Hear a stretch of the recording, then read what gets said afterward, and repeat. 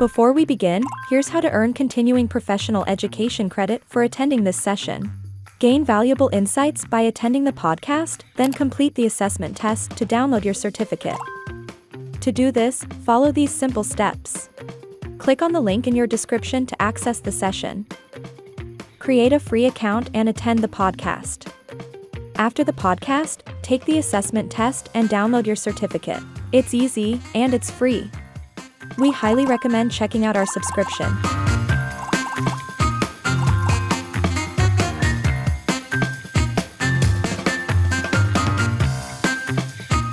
Of bias, right?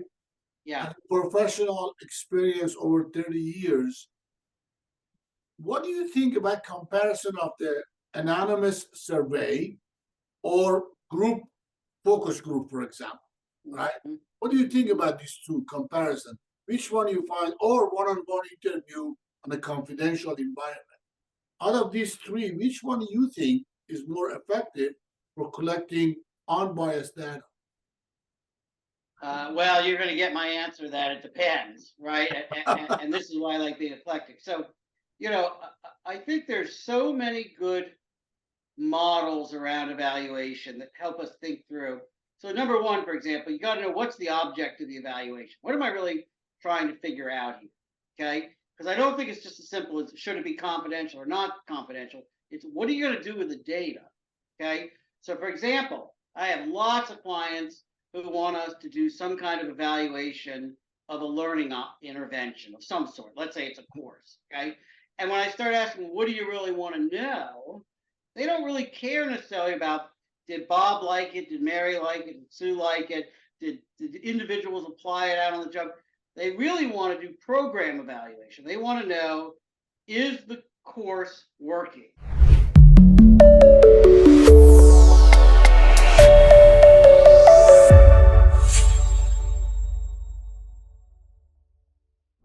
Hello, everyone. Welcome to HR Talk, Unpacking Trends and Talent Innovations. I am Behnam Bakshandeh, one of the hosts of HR Talk podcast series. Today's episode topic is HR role in performance improvement.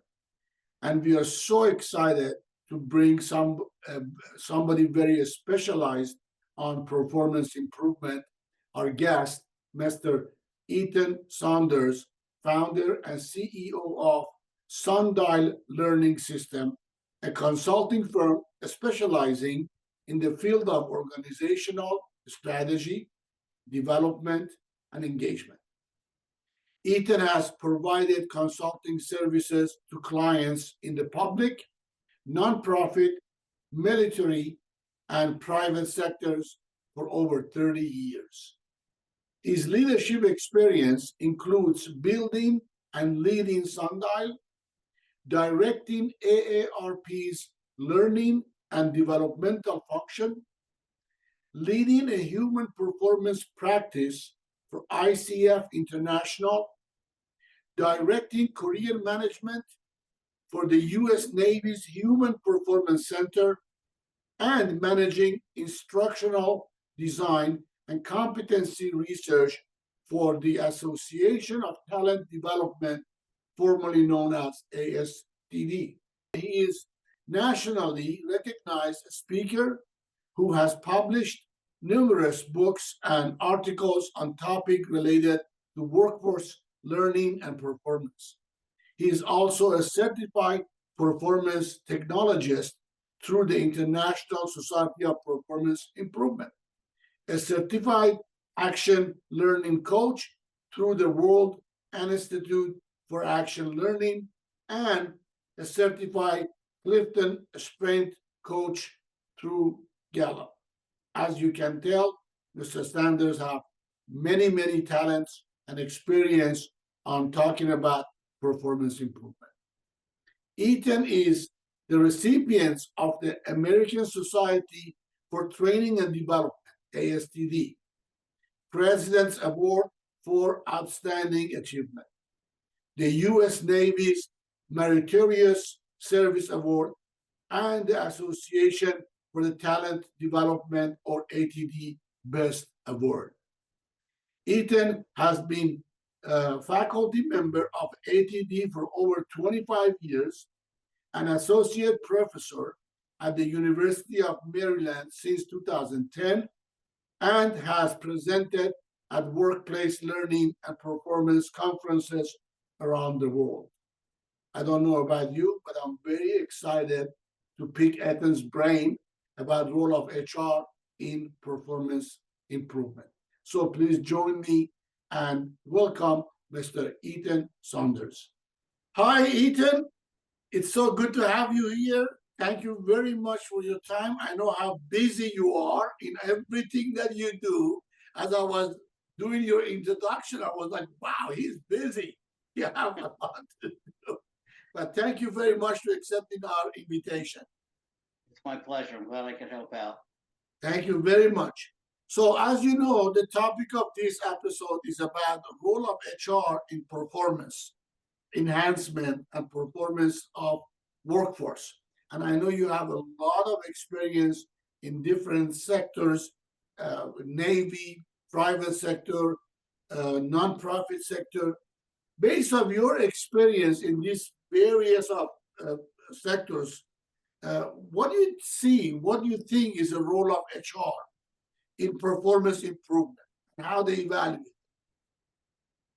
It's a very good question. Well, let me say up front, I do have 35 years experience as an internal and external consultant, and the majority of my internal consulting experience has not been inside of HR. Obviously, I've had to interact with HR quite a bit. Twice I've been internal in a leadership position in HR, but having just been in a lot of leadership positions internally, I've had a lot of interactions with HR. So I kind of have a triple perspective as an external consultant looking in, an internal leader working with HR, and then being inside HR. And given your vast experience, obviously you can see how HR can actually play a role in this. Yes, and you know, to me, like so many things, it comes down to the leadership, right? I've worked with CHICOs, Chief Human Capital Officers in the federal government. I work with chief human resource officers in for-profit, corporate, nonprofit, and it really comes down to their whole mindset around what HR does for the organization. You know, unfortunately, I've worked with a few that were very much focused, hyper-focused on risk mitigation, and risk mitigation is important. You know, we got to keep organizations out of trouble, but at times it's to the expense of performance and organization performance improvement. So they're just not that interested, nor do they see their role as helping frontline leaders, managers, to really improve human performance, to look at outputs, to look at outcomes, to look at underlying causes. You know, so and then I've worked with others. Many of them are still my very good friends who are head of HR, and they said, first and foremost, we're business people. Before everything else, we're business people. And our job is to make sure the organization can reach its mission, serve customers, innovate, right? Identify underlying issues and correct them. So it really comes down to the temperament and the mindset around that. And by the way, often not their choice. Yes. You know, in fact, a very good friend of mine who was the head of HR for a very large nonprofit, one of the reasons he left was he said, if you can't report to the CEO, it's very hard to make the kind of recommendations that need to be made to focus on performance, right? So I think it's very much dependent on that relationship between the head of HR, the heads of the organization, and then is the head of HR really willing to advocate, okay, and make this happen?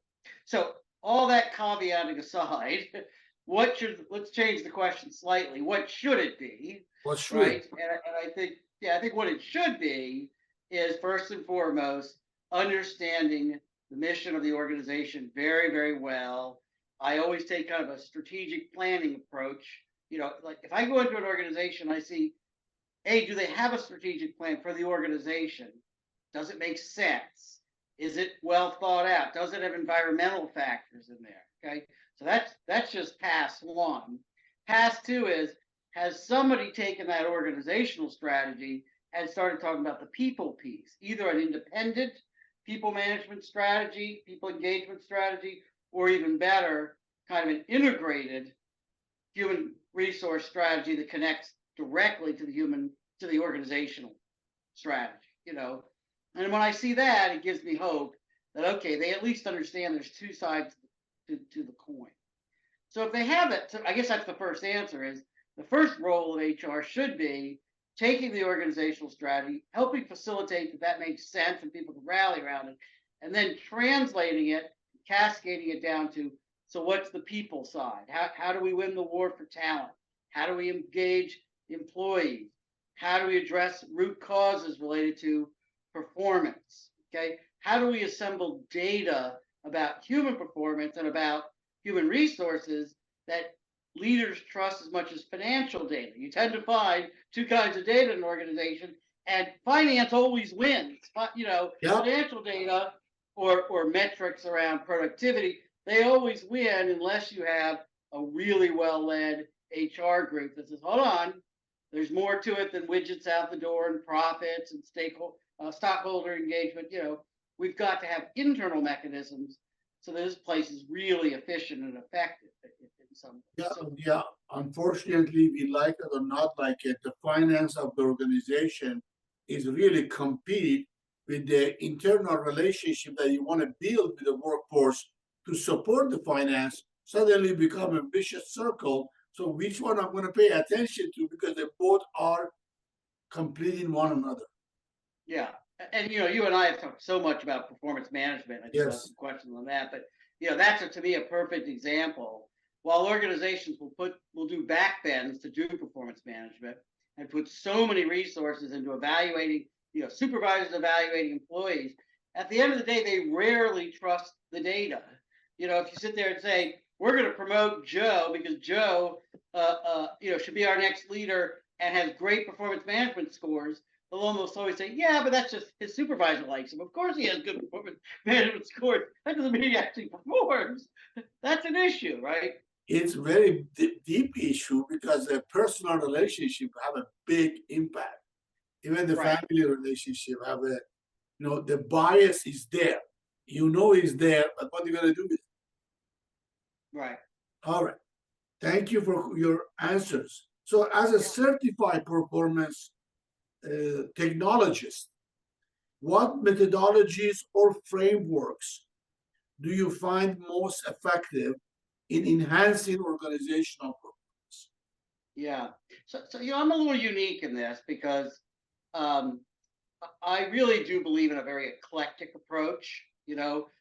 While there's certainly some models and methodologies that are my go-to kinds of things over and over again. So for performance improvement, for example, Gary Rumler's work around serious performance consulting has always been my favorite. I was trained classically in Harless's front-end analysis tools and diagnostic analysis and new performance. I've done a lot of those. Of course, I've taught for HED for years, and they have their own set of tools called the DNA tools. So I know those all very, very well. However, I have found that every organization is different, right? I mean, some of the organizations really want, let's call it research, which is problem solving, investigation, root cause analysis, really want to rely on more empirical, hard data. And so much more of my work is around probability models, root cause analysis models, trying to show not causality, but association between factors. Others are far more interested in the qualitative side of this, using more interviews and focus groups and employee surveys to really try to get at what's the underlying issues. It always comes down to, Behnam, comparing perspectives. Yes. How do managers versus customers versus leaders of the organization see things? So I've built up a pretty big toolkit over the years, and I tend to be very eclectic, right? Now, I will say, going back to this trust and data issue, you typically have to have something that is unbiased, absolute, objective in some way to really start to change hearts and minds. So given this issue of really bias, given the issue of bias, right? Yeah. Professional experience over 30 years. What do you think about comparison of the anonymous survey or group focus group, for example, right? Mhm. What do you think about these two comparison? Which one you find, or one-on-one interview on a confidential environment? Out of these three, which one do you think is more effective for collecting unbiased data? Do you want to earn CPE credit? Take this course of MyCPE to earn free credit. Click the link in the description to get started. Well, you're going to get my answer that it depends, right? And this is why I like being eclectic. So, I think there's so many good models around evaluation that help us think through. So, number one, for example, you got to know what's the object of the evaluation. What am I really trying to figure out here? Okay. Because I don't think it's just as simple as should it be confidential or not confidential. It's what are you going to do with the data? Okay. So, for example, I have lots of clients who want us to do some kind of evaluation of a learning intervention of some sort. Let's say it's a course. Okay. And when I start asking, what do you really want to know? They don't really care necessarily about did Bob like it, did Mary like it, did Sue like it, did individuals apply it out on the job. They really want to do program evaluation. They want to know, is the course working, right? Are we conveying the topics effectively? Are people integrating what they learn into their work?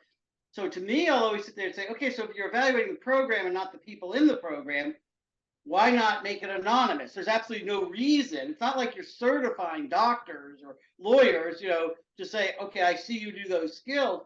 And you're right, you gain advantage by making it anonymous. If I made it a test, I say you have to pass the test because I'm trying to get a level 2 analysis, you're going to be on edge. Okay. But if I sit there and say, I've actually done end of course tests and quizzes and said, make them anonymous. Just do a pre and a post and make them anonymous. Because all I'm trying to figure out is did learning happen? I'm not trying to figure out did Behnam pass the class. Okay. So I think that makes a lot of sense. Now, in the other example you gave, a focus group, if I'm not trying to do independent verification, so I just finished doing a whole bunch of interviews, 17 interviews for an organization. And what I'm trying to figure out is independently, do people see the problem the same? Got to do it as interviews, got to report it as themes, can't defy confidentiality. But I'm also with the same organization trying to figure out what features do they want a piece of technology to have in the future. There, I want them building off each other's ideas. Why wouldn't I put them in a room together and do a focus group? Because Behnam may say something that I never thought of, like, ooh, I like that. And here's another idea. Yes. So it's just not, you can't make a blanket assessment and say anonymous is better than, face to face. It's a question of what are you trying to do? What's your goal? That's a good perspective. So the variation is what is the intent of outcome for the data collecting. Exactly. Where do you want to go with it? Very, very interesting. And also, what's the subject we're after? If I'm looking for, I have one client right now that there's a lot of dysfunction. I mean, a lot of dysfunction. And in fact, they've hired somebody new and not told her predecessor that she's leaving. It's a bad situation. Okay. But there, everything's very, very sensitive. So we have to be extremely careful how we collect data, right? There we have to be very, very. So if I'm talking about, do you like your manager or not? Of course, I've got to make it confidential. Yes. If I'm sitting there saying, we're looking for our next line of business, our next great idea, well, then confidentiality is just not a kind of topic you need to be confidential. Yeah, it's not necessary. Yeah. Very interesting. Very interesting. Now, I know you have a vast experience in this domain. And as you mentioned, you and I and a couple other high performance people working on a book on performance evaluation or performance enhancement. From point of view, I want you to imagine from point of view a manager or CEO, right? In relationship to HR, what would be your general recommendation? Top 3 recommendation about if you sitting and advising a CEO and HR director, what would you tell them about performance enhancement and improvement? So like performance management, like measuring accomplishment, or problem solving? And improvement. It seems like there's 3 different categories, right? Yeah. What would be your So when I use the word performance improvement, I'm talking about an analytical process for looking at essentially unmet organizational goals, where the organization is floundering in some case, or it could be turnover or something of that nature, right? And trying to get to the root cause, what's really going on here, rather than throwing solutions at the wall, right? So, the first piece of advice I would give is that no one owns performance improvement. Okay? In fact, at the end of the day, if you're doing it well, let's say I am brought in as a performance consultant, the goal should be at some point that nobody can recognize who owns it, right? That everybody's starting to think like business people. They're starting to think about what are the goals, what is the performance environment, and you probably know the adage from Gary Rumler: you put a good performer in a bad system, the system wins every time. Okay, so the question really is, what is that system? You got to think holistically about it, and you got to weigh options. Most organizations have tons of underlying issues, tons, but they may only have a 1% effect on the goal or a 2% effect on the goal. You're trying to figure out what are the 2 or 3 things that you can fix that could actually have wholesale improvement in performance. So I think it's really a sorting process to kind of figure that out, right? 2 is, I don't think it matters who does it, but somebody has to do triage, right? Somebody has to be able to go in objectively and start to take that original request. And really, Ben, so much of this comes down to the original request. If they say, put 500 managers through training, right? Or they sit there and say, we need an ergonomics intervention, or we need to redo our processes. I get a lot of that. Somebody has to go in and do triage and slow the client down, get the backstory, because there's simplest request. Down because they want everything today. Exactly. And they have some presumed set of solutions that they want you to implement quickly, and they just haven't thought it all the way through, right? And I mean, I've had some very simple requests, and when you ask just a few smart questions about, well, when did this start, and what was the goal that you set, and when did you first recognize this problem, suddenly the backstory starts to come out. You're like, okay, now I understand. The board of directors had a meeting and somebody said we have to do team building. It's not like there was actually a problem defined, right?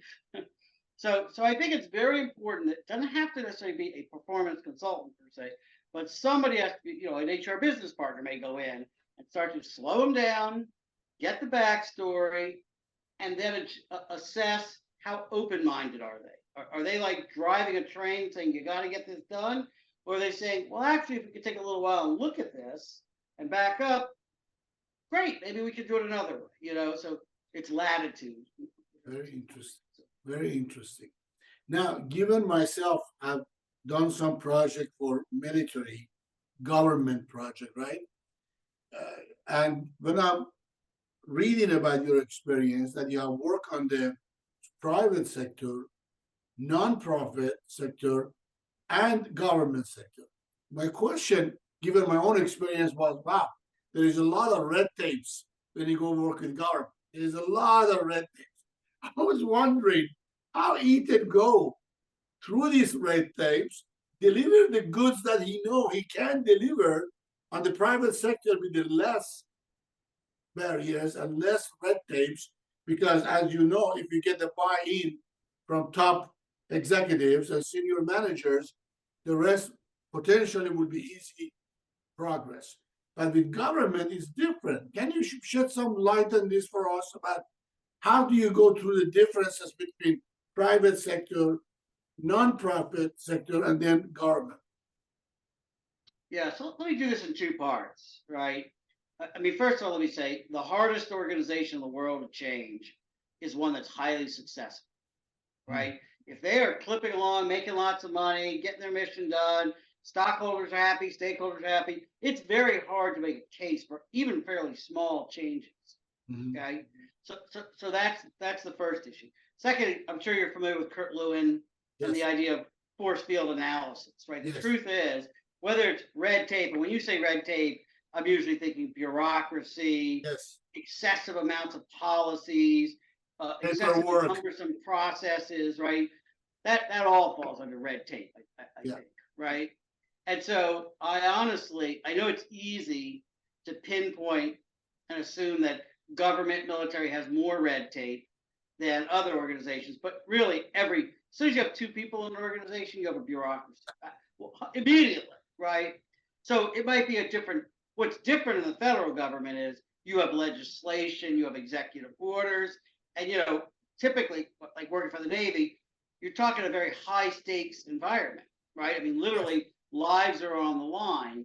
So you can't just start swapping things out, making changes without making sure you're not having an undue consequence somewhere else. But by the way, I've done a lot of work in for-profit healthcare. Well, in for-profit healthcare, same thing. Lives are on the line, right? It's high stakes kinds of stuff, and so I think you'd find that same red tape, that same bureaucracy is there. I don't think it's a factor of what sector of the economy Yeah, do you see any possibility of HR involvement can help through going through these barriers? Do you think they can be influential? Well, yes, and actually, I've seen that done very well. In particular, HR within the Navy. If you because these are HR officers, Yes. so they have been trained in the mission, not only in HR, right? And the truth is, I can't tell you how many times I've seen an insurmountable organizational barrier. Nobody was willing to change it. But if you can make a compelling enough case, right, people will start to change their mind. I mean, within reason, But I think a lot of times people use excessive policy, excessive process as a force field. They throw it up to say, we can't change that. That's the rule. And by the way, Behnam, a lot of times you look into the rules, and that's not the rule. It's their interpretation of the rule because it serves them well. You see it every day. You see it these days. Every day, interpretation of what's being written can have 3 or 4 different perspectives. Yeah. Respecting confidentiality, I had an HR officer who worked for me at the Navy, had gotten in some trouble, and I think everybody agreed it was unintentional what had happened, and it wasn't harming anybody, but it broke the rules. She got in trouble for it. And, in looking at, talking to our commanding officer about it and looking at the rule, you say, well, it kind of depends on how you interpret the rule, whether she really broke the rule or not. There's certainly, and he ultimately agreed, and, there was not as big a deal, but you had to go read the rule and say, but here's another perfectly good interpretation of this, Yes. And again, I don't think that's just military. I think you see that in a lot of organizations, what's permissible and what's not. So I think that all factors in the red tape. And of course, in for-profit, if you can make a case that do no harm, but it can help the customer, it can help innovate, it can improve profitability, they're more apt to listen. Any specific regulation or restriction from nonprofits compared with the for-profits when you're working with them? Access latest and trending CPE courses with my CPE One Unlimited Access subscription. Subscribe now. Here's what I found very interesting about, and I work for the largest nonprofit in the world, right? So here's what's very interesting is, all organizations run on budgets, right? You're given a pot of cash and to run your function. And it really requires an extra level of vigilance that just because you have these funds to do something, I was director of learning, right? So I had the funds I needed to run let's say a leadership development program. But you've always got to stop and think about that you're also a steward of that money. Just because you have it doesn't necessarily mean you should spend it. Now, in the federal government, it's different because literally, if you underspend your budget, that's not good either, right? The idea is to spend up to your budget without going over. Yes. But in nonprofit, there's always that social mission side. So working for a nonprofit, we were ARP helping the elderly, right? Every dollar I spent on training is a dollar I could have spent on homelessness, hunger, social isolation, advocacy, right? Yes. So to me, a nonprofit always has that additional responsibility that, if you got to look at the mission of the nonprofit first, always, yes. And also help the employees at the same time, right? Interesting. I also think nonprofits, I'm not singling any nonprofit out, they have a much harder time making decisions. Right, Why right. is that? I think a nonprofit, and I have nothing to back this up. I think nonprofits run on a much longer clock. Mm. Right. I mean, federal agencies clearly run on the fiscal cycle. Right. I mean, you'll see every year there's a flurry of activity in around, the fiscal cycle ends September 30th. Right. You'll see a flurry of activity from about August to the end of September because they've got to appropriate and obligate funds. And projects tend to start, not all, but start and stop. Um, for-profits run on quarters generally, Yes. and it's the rare for-profit that has a longer-term spend plan, a longer-term strategy. But in nonprofits, depending on what their mission is, they're trying to do things that are socially good that everybody kind of recognizes up front, take decades, certainly years, if not decades, right? I mean, like AARP is trying to ensure that 100 million Americans live in dignity and get to choose how they live their lives. Well, that's not something you attain in a quarter or a fiscal cycle. No, that is a big undertaking, big undertaking. Right. So the inertia is very different. The inertia is very different in a nonprofit. Now, obviously, there's different kinds of nonprofits. There's associations, membership. Assuming naturally impact the role or influence or practices of HR on that environment, right? It's different, or they're more limited. So, I'm not sure 100%. I think in HR. So the truth is, most people don't go work for a nonprofit or for a federal agency to get rich, right? If you're going to want to get rich, you go work at a for-profit, you start your own company, So I do believe, to a much larger degree, people in nonprofits are there because they believe in the mission. They have a very deep-seated sense of purpose and service, right? Yeah. And so to me, as an HR director, right, you've got to learn to leverage that advantage. And I always bring up that I'm sure you're familiar with Daniel Pink's work. Yes. Drive, the surprising truth about what motivates us. And in there he says the three biggest motivators, according to researchers: purpose, right, mastery, and autonomy. Yes. And I say this to people in nonprofits and federal agencies all the time: is your biggest lever is purpose.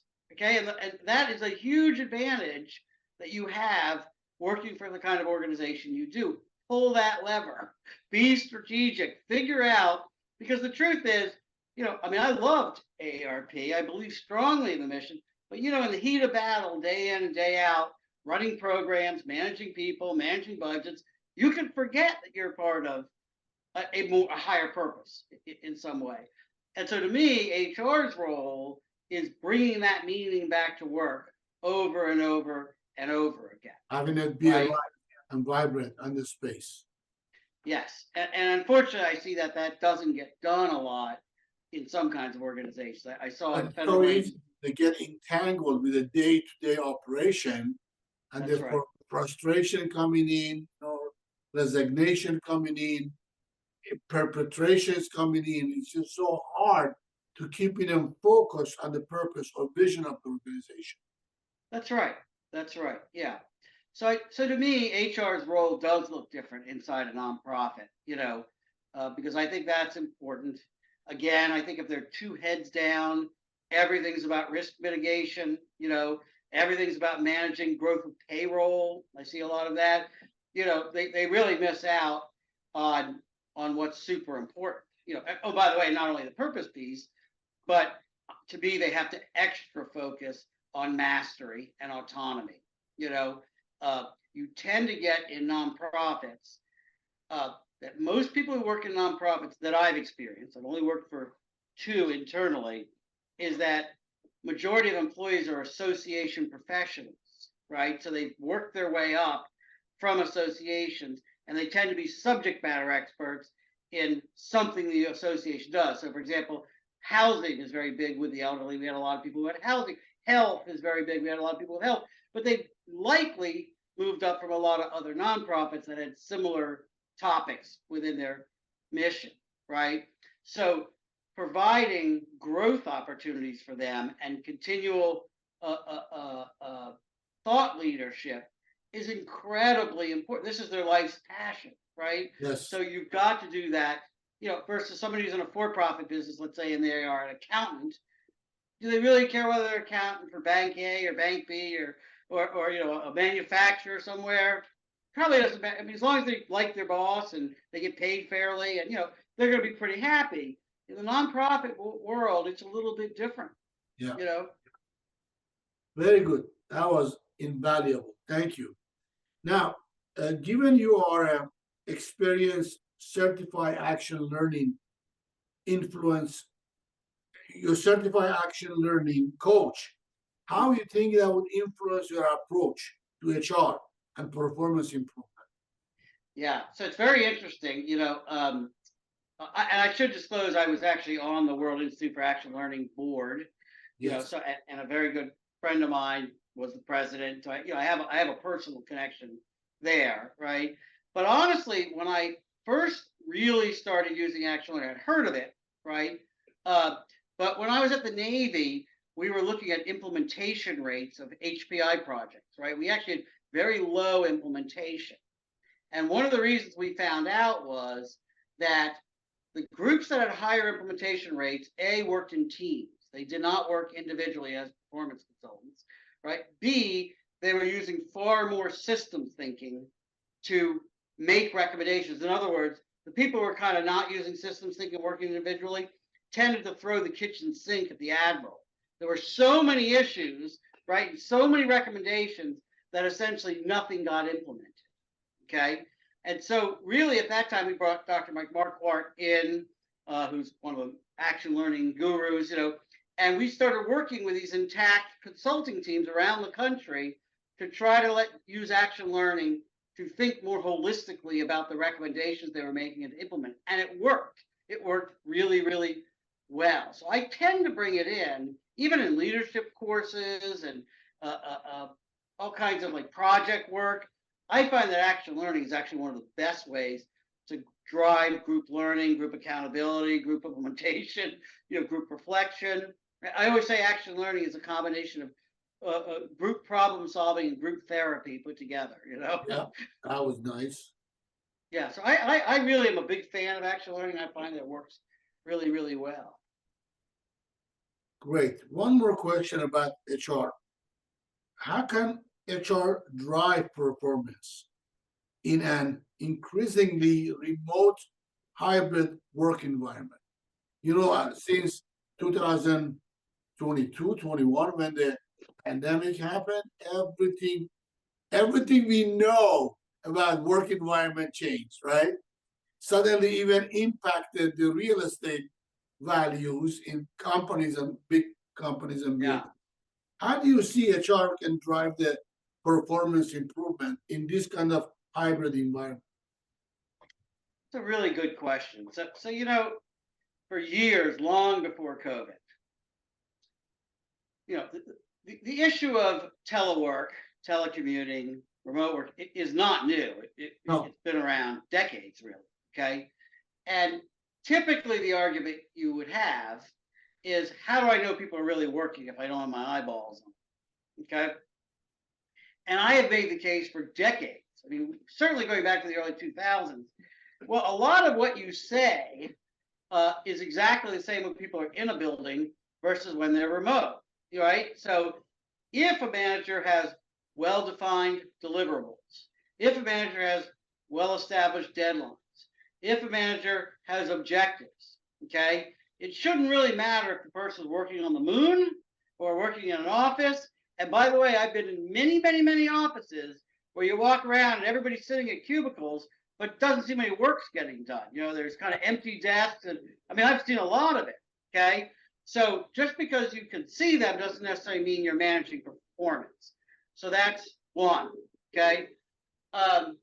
Two, I think, is the importance of human connection, and I think that's what we're really starting. I think now what's melting away is the excuse that we can't trust people to work remotely, because a lot of people did during COVID and did not only well, but better. Yes. You can't deny that by not commuting, they have time to work extra hours, but I do think what organizations haven't done is thought through how do we leverage the power of telework and how do we leverage the power of people coming into the office. That's the conversation we should have. For example, I've been doing strategic planning for a very long time.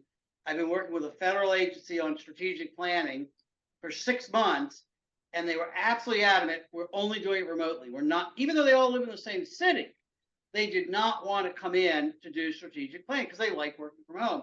I can tell you, Behnam, after 6 months of having these little 2-hour meetings, we were getting nowhere. And I finally said, how about I fly to you guys, give you 6 hours in a room together, because what you weren't hearing were conversations, deep questions, building on each other's ideas. There, I think actually physically being together makes a difference. I think it makes a big difference. Okay. And by the way, I've seen the reverse, organizations forcing people to come in Tuesday through Thursday so they can say people are back in the office. And what are people doing all day? Exactly what you and I are doing right now. They're sitting there in their office with the door closed, doing Teams or Zoom. And you're like, you've accomplished nothing. I mean, absolutely nothing, right? So what's HR's role in this? I think they have to help the organization think function over form. They've got to sit there and say, when the function we need is collaboration and strategic thinking and partnership building, we've got to create purposeful opportunities for people to come together in person and do these things. Okay. When we look at the function of completing tasks, getting processes done, just sharing information, how do we build SharePoint sites? How do we have regular check-ins so that people don't get isolated? How do we form mentorship programs and partnerships that keep people feeling part of the organization?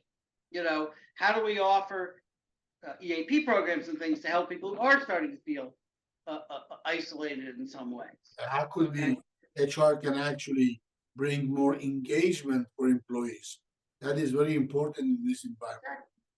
I mean, HR is supposed to be the experts in the people piece, right? Yes. So be the experts in the people piece. Remind business leaders this is not a binary, simple thing. Okay. For example, a friend of mine who's an executive VP in a for-profit organization, when she looked at the post-COVID world, and of course they were having all the same debates about can people work remotely, she really came up with a very good idea. She said, well, look, it shouldn't be take personalities out of it. It shouldn't be by the individual.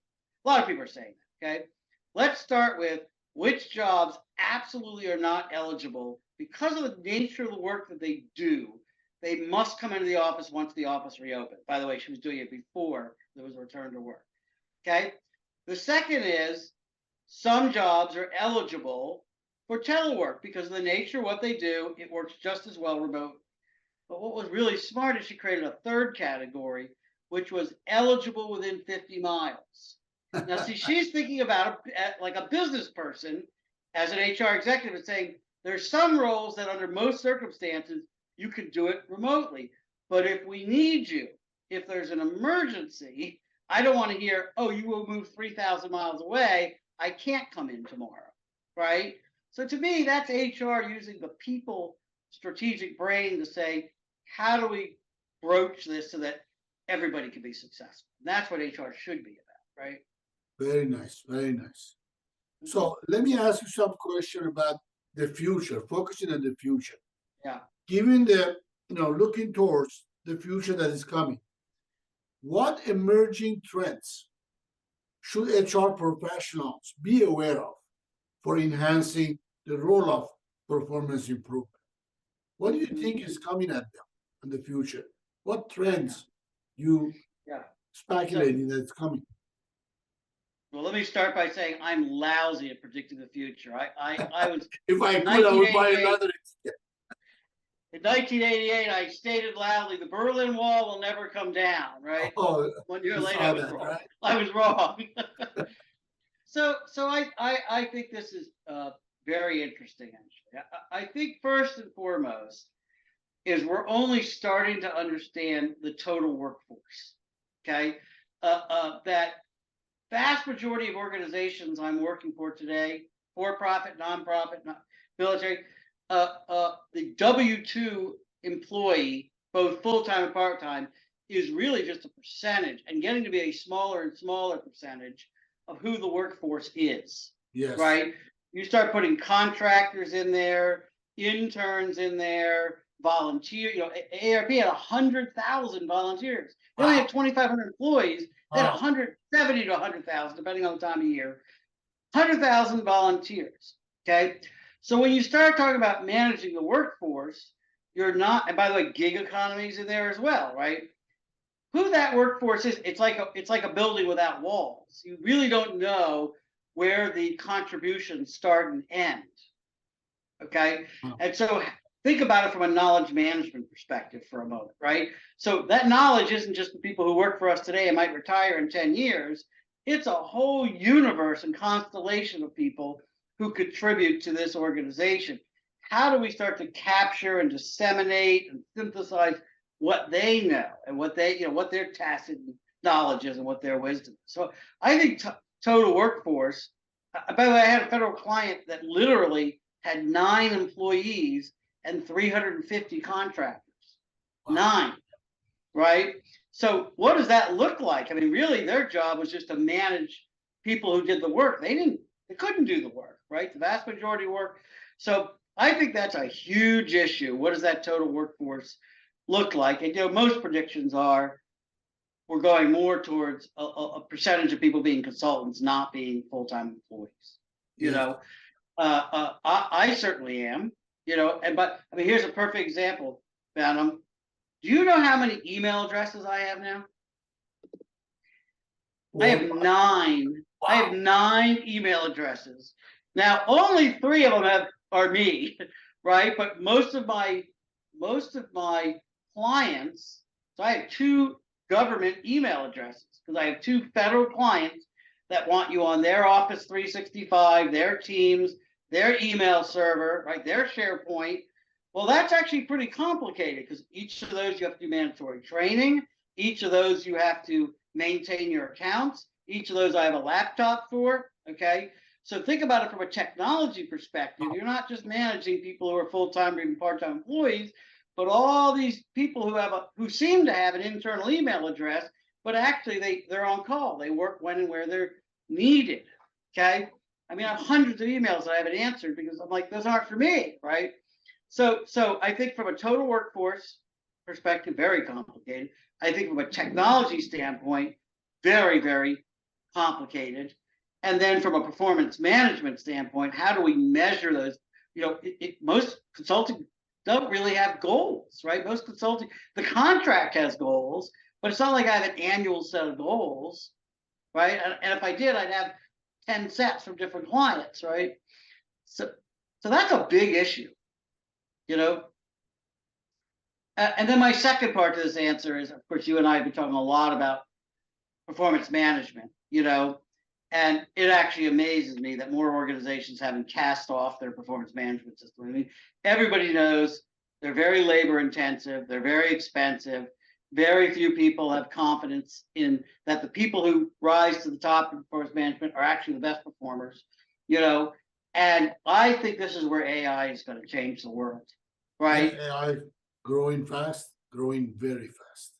Yeah, because they are, I mean, a lot of organizations attempted what AI could do now, which is 360 evaluation of employees. But that creates a lot of surveys, it creates a lot of legwork, right? A lot of people don't answer them, they don't reply. Or if they reply, the manager has to sort through all these surveys to figure out how to grade the employee. And at the end of the day, the grade belongs to the supervisor anyway. So, but I think with AI, I mean, imagine if AI could just scan your email inbox and all the kudos you got from an executive vice president, or a report came back that you created and it caused the board of directors to make a better decision, or the number of employees who don't take sick leave because they're engaged. I mean, the application is almost endless. Endless. Well, there is so I think AI will do that. We can't talk about. We are coming to the end of our time. I want to ask you the last question. Based on your experience, what advice would you give a HR professional aiming to lead successful performance improvement initiatives in their organization. Yeah. Yeah, very interesting. And my grad students and I talk about this a lot. First of all, I will say the one thing that's kept me employed all these years is my interest in program evaluation, right? I think most organizations struggle to find somebody who understands program evaluation well. And therefore, I think when it comes to being successful at HPI, you got to flip the model around, right? I mean, like ADDIE, analyze, design, develop, implement, evaluate, evaluates and HPI evaluates at the end, okay? And to me, when you think evaluation first, so a client comes in and say they want a team building event of some sort, right? And typically you're gonna say, well, who's getting the team building event? When do you want it? How much do you want to spend on it? You're starting from that analyze end, and it tends to get you into trouble. I think if you start the evaluation, I said, so if we do team building well, how are we going to know it? What's going to be the impact? What are you going to be able to do cheaper, better, faster, safer because you did this?